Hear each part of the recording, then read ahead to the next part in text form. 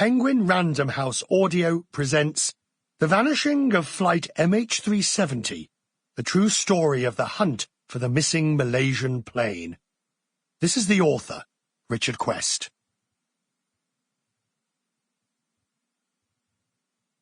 To my colleagues at CNN, both in front of and behind the cameras, without your collective efforts, this book would not have been possible. We truly did go all in to cover this story, and we will continue to do so wherever it goes. The introduction. Where's that plane? If there's one question I get asked most by CNN viewers these days, this is it. From politicians and CEOs to doormen and cab drivers, time and again they want to know, what happened to that plane? Where is it? Malaysian Airlines Flight MH370, with 239 people aboard, departed from Kuala Lumpur shortly after midnight on March the 8th, 2014, bound for Beijing, China, and has never been seen since. Despite the largest aviation search in history, virtually nothing was found of the aircraft in the wake of its disappearance. 16 months later, thousands of miles from the flight's path, a piece of an airplane's wing washed ashore on Reunion Island.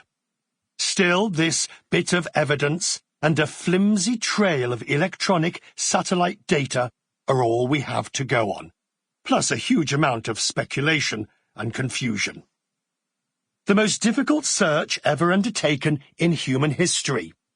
When Australia's Prime Minister Tony Abbott uttered those words in April 2014, it was not just the usual hyperbole of a politician.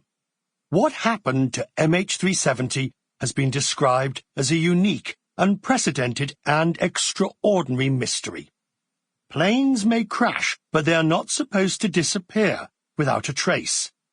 Earlier ocean crashes, such as Air France 447 or Air India 182, have demonstrated that wreckages can typically be located within hours.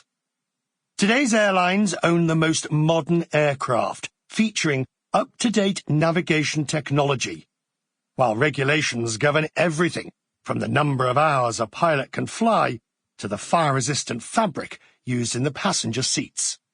Despite the precautions, no one has been able to pinpoint the final resting place of MH370 and those on board.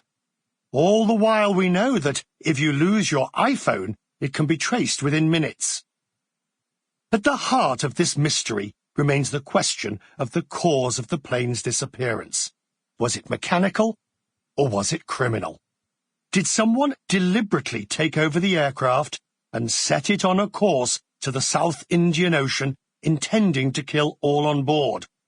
Would that someone turn out to be an unknown hijacker or terrorist, or could it have been one of the pilots? I've spent hours debating the possibilities of what might have happened to MH370, with those who declare what must have happened.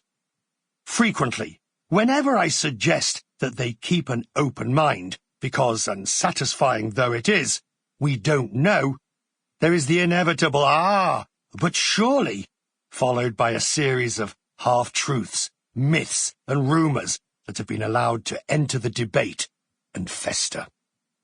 Do I have a view of what might have happened? I do, and I will share it.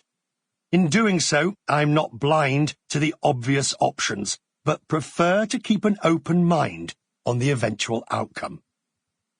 As will become clear in the chapters that follow, as a television journalist, I became frustrated and even angry with some of the pundits with whom I had to work, who were quite prepared to convict the pilots long before any evidence had been found. Instead, this book will stick to the facts as we know them. In the end, you will be left to make up your own mind about where you think the evidence leads. The disappearance of MH370 has been a serious failure for the multi-billion-dollar aviation industry, revealing disturbing facts and behaviours that one of the most advanced aircraft in the world should vanish, while an airline left Sample complete. Ready to continue?